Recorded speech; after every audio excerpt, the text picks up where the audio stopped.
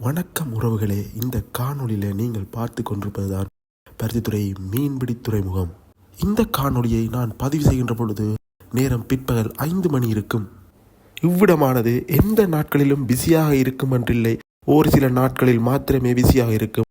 ஆனால் இந்த காணொளியை நான் பதிவு செய்கின்ற பொழுது ஓரளவு பிஸியாக இருந்ததை நான் அவதானிக்கக்கூடியதாக இருந்தது.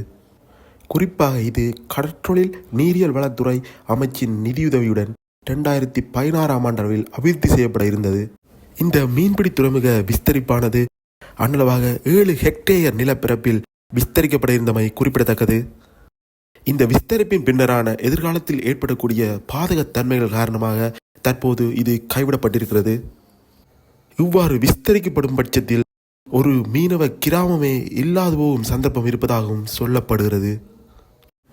தற்போது இதனை குறித்த பிரதேசத்தை சார்ந்தவர்களை விட சகோதர இனத்தவர்களே அதிகளவில் இதனை பயன்படுத்தியும் பயனையும் பெற்றுக்கொண்டு வருகின்றார்கள். இருந்தும் மீன்பிடி துறைமுகத்திற்கு தேவையான போதிய வசதிகள் இல்லாமலேயே இது காணப்படுகின்றது குறிப்பிடத்தக்கது. நன்றி.